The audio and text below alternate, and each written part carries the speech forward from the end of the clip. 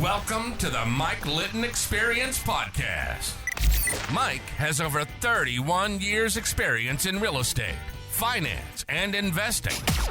He's passionate about being a father, a teacher, a realtor, an investor, and a leader. Everyone has a story, and our passion is to help them tell it. And now, introducing the host of the Mike Litton Experience, Mike Litton. So what can you expect from the Mike Litton Experience? You can expect stories that will inspire, motivate, advice that will sharpen your focus, and expert information on real estate, finance, and market conditions. I was going to take time off of my side gig, but I didn't. So I ended up sending an email in the hospital the day after I gave birth. Ended up sending an email to a client saying, I have to push this meeting out a week, but didn't tell them why. Mainly because I gave birth. Right. But I ended up, still having meetings a week afterwards, which was never a good idea. I never recommend that to anybody. Yeah. But I kept doing my side gig on my maternity leave. Obviously not as much because I had this infant to take care of, so it wasn't full time yet. And then when I started to get better from, giving birth, I could dedicate a little bit more time to my side gig, nowhere near full time though. And during this maternity leave, my clients started to increase their budgets, and it started to get so big that there was also not a way that I could foresee of going back to my full-time job. So it was more that I was forced to continue the side gig, and the fact that after presenting it to my friend Nick Rashawn, also saying that I would be crazy if I don't do it, helped me actually make that decision. So it was more the fact that I had too much of this side gig, and there was just not a way that I could foresee, having a kid and my business and the full-time job. I just couldn't do it. So it was really the fact that I built up my side gig so much that it just was impossible to go back. So I did take the leap, and that really helped me to understand that it was just the possibility of juggling all of that with a kid, a newborn. I couldn't imagine it. Yeah. So the success of your side gig, if I'm understanding it correctly, basically almost forced your hand. Like you almost succeeded your way into self-employment. Right. Right. And So it became a and if I necessity. didn't have my child, then yeah, I could have done, continue the full-time job and the side gig. But the fact Sure. that you have a newborn on your hands and a family that you're trying to build, you don't have, you can't be working as late, I would be working on weekends and late at night, in the morning, whatever. You only have a certain amount of hours to work during the day if you're taking care of a child. Right. And even though you have childcare, your childcare is probably only 8 hours a day. Right. So you have much less time to actually work. So that was a big impact in my decision. It's a real balancing act. It's one of those things where you're trying to do the best thing you possibly can for this new human being that you just brought into this world, right? And you're trying to make them a priority. Yeah. And then you're trying to balance everything else. I mean, it takes a real effort to try to figure out the best way to do this, right? With It their does. interests first, and it sounds like you navigated it really, really well, which doesn't surprise me. It's just I wanted to try to, for our listeners, sort of enumerate what that experience was like and how that decision was made, because there are people out there that are listening to this that are thinking about writing a book, they're thinking about getting married, they're thinking about starting a family, they're thinking about starting a business, right? And what I try to do is I try to have them learn from you in terms of what it is that you've what your experiences have been, and then how they can learn from that. So quick question. So will you do me a huge favor? Yes. One of these days, share this episode with your child. Oh my gosh, I would love to do that. And I'll tell you why. There are so many people, good, bad, or indifferent, okay, and they have the best of intentions, but there's so many people in this world that will take the side gig and get rid of it because the more secure thing to do is to go stick with the salary and the full-time job and the Yeah. benefits and all that kind of stuff, right? And I get that. I get that every day parents make sacrifices for the ones that they love, right? You just do. It's what you do.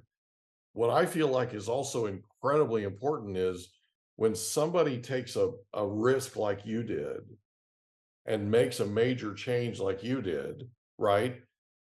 I feel like it's incredibly important that your kids know about that. And one of the things that we don't do as parents is we don't tell the story.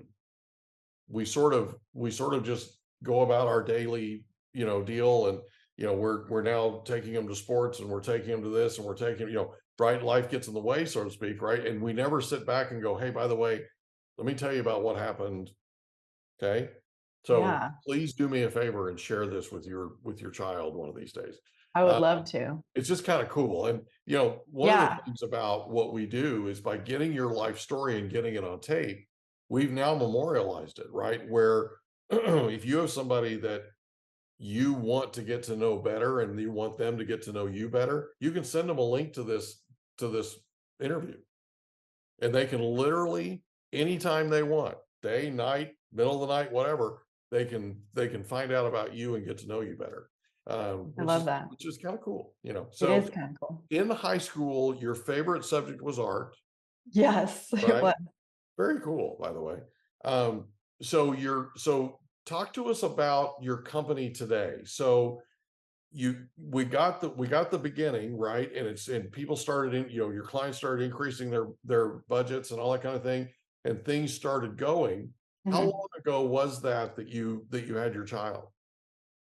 I gave birth in 2019. Okay, so you're 5 years in now, Yeah. Well, right? Almost. okay, so it's funny. I would say 5 years, but I didn't start working full time at least until 2020. Okay.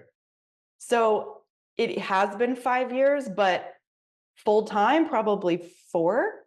Okay, so explain to us what happened. So you own this company, you're running it, and you're not working full time because you're taking care of your baby and getting the baby started, and right.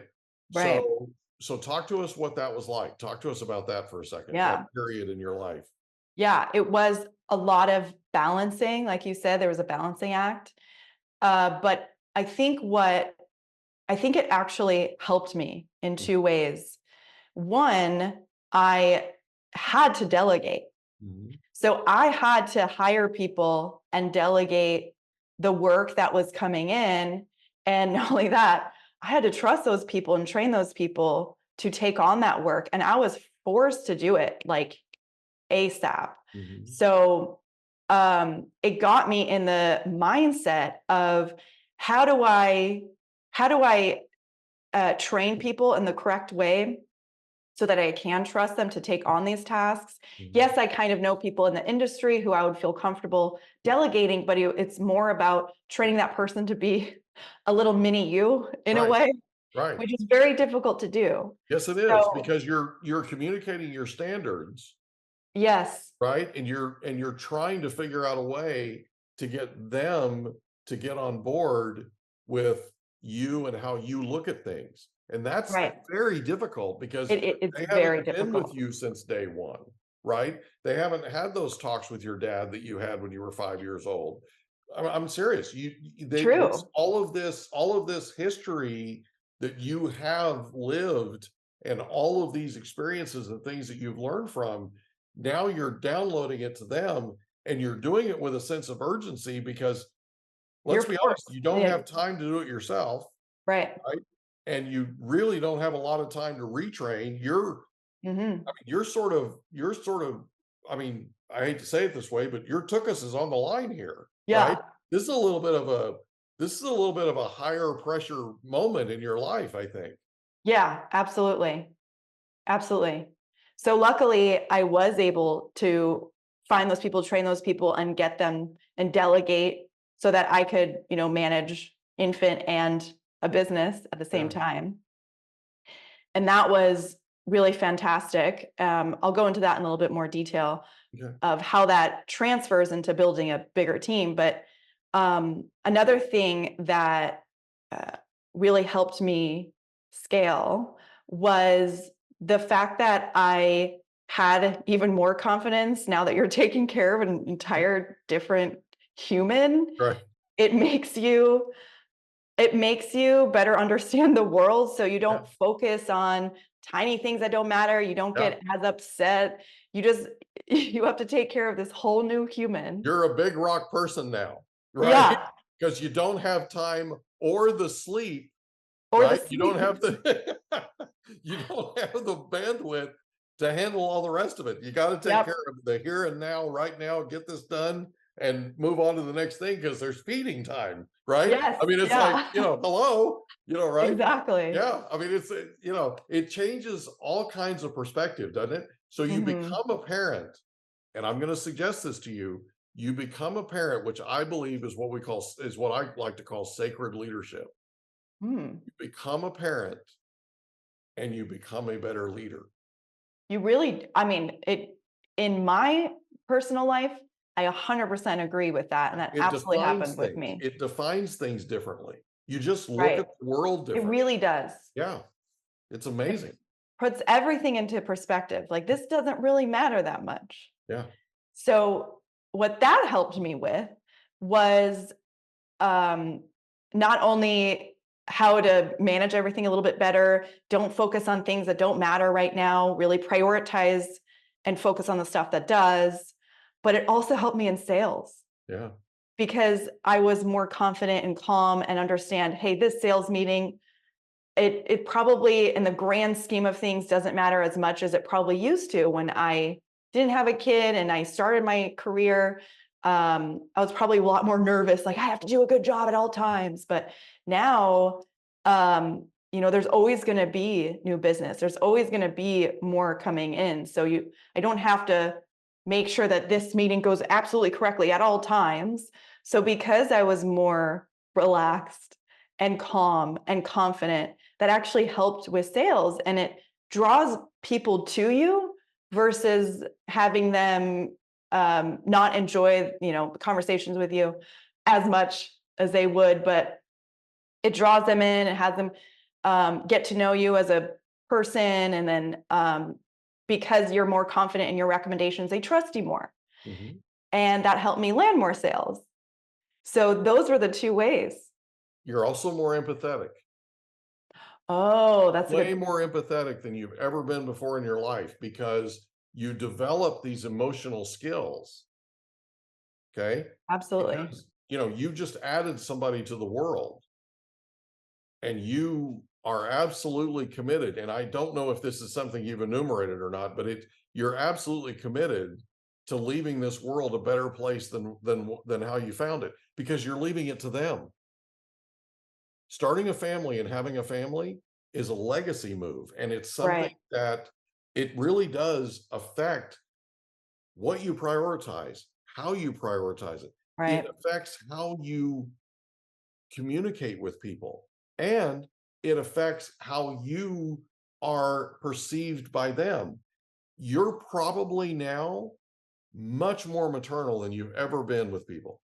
Oh, Okay. absolutely. I was much more paternal with people once we had children. Okay. The best thing I ever did was become a dad. Best thing I I ever love did. that. And what it did was it changed everything because now, like, first of all, I became a blubbering idiot. I had never cried before. Oh, that's nice. And now, at the drop of a hat, my 23-year-old daughter can make me cry. Oh, That, okay? that's sweet. She's got me wrapped around the finger like you can't believe. Okay. I do have to say, sometimes I watch commercials and I'll drop a tear, Yeah. might cry a little bit if it's Yeah. about a family. Yeah. Yeah. Never happened before. Yeah. Right.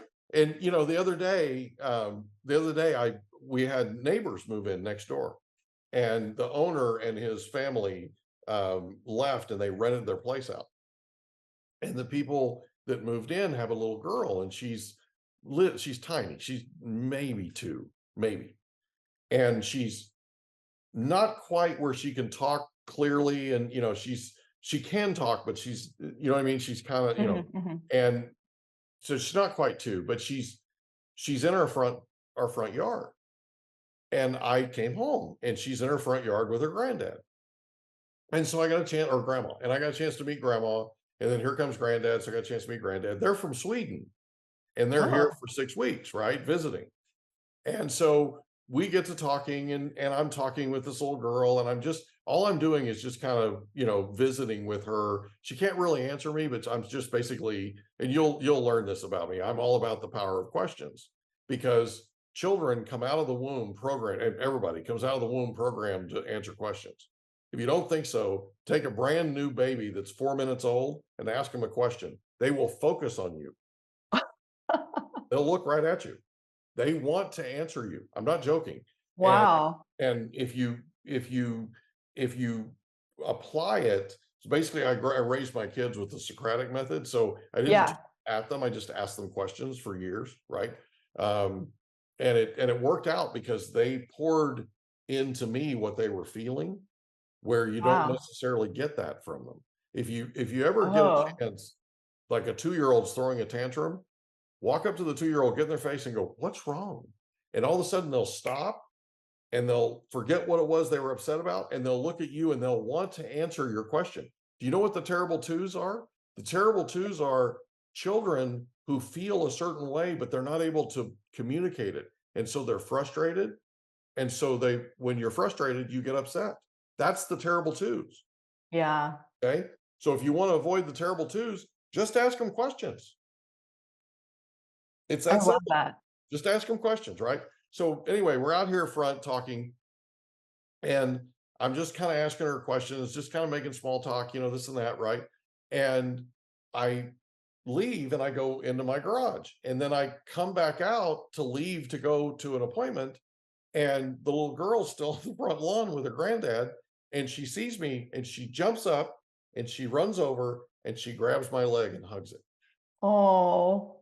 I've known her all of 20 minutes. Okay.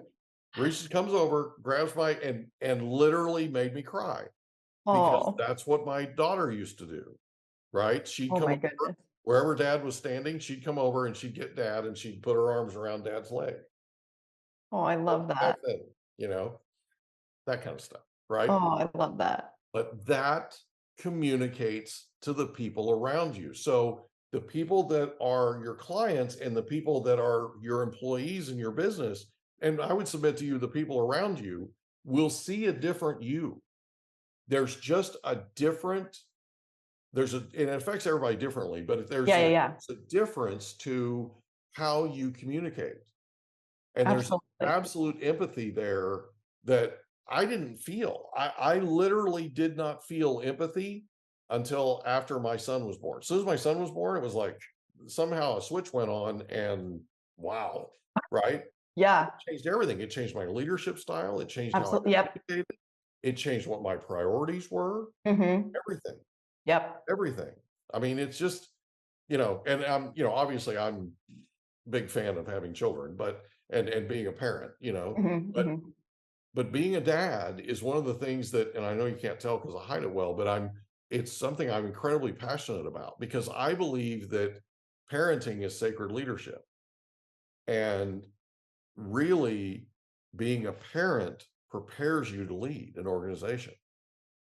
Really? It really Yeah. does. It has Anyway, a huge impact. there's my take on it. I love that. No, I love the stories. As I So, mentioned, I loved it. so, so you go in full time was it 2020? Yeah. Was it before COVID or after? Before COVID, Okay. 100% before COVID. Wow. So you start in in 2020 and then COVID hits. What's that like? So it was really interesting. I was at the point where we had a decent number of people on the team. Yeah. And we had our clients that really trusted us and really loved working with us. And we had like new clients coming in. When COVID hit, I think we were all concerned in the industry because we said, how is this going to impact us? I mean, no one knew really. No. And when was they had the all shutdown, unknown. it was really just unknown. When they had the shutdown order, it impacted various different businesses in a very negative way, but also some of them in a positive way. So I don't want to say it was pure luck. It probably was. But what happened was some of our clients disappeared as a company altogether. Some of our clients knew that they couldn't continue. So they went into acquisitions and got acquired by a larger company. And most of the time when that occurs. We hope you enjoyed another episode of the Mike Litton Experience. If you did, do us a favor, smash that subscribe button, tell your friends, family, and coworkers about our program, and wherever you get your podcasts, please leave us a rating. It helps us to connect with quality people just like you. And that's a wrap. Another episode of the Mike Litton Experience in the books. Reach out to Mike on Instagram at Litton Realty. Want to meet with Mike? Check out calendly.com/Rio760.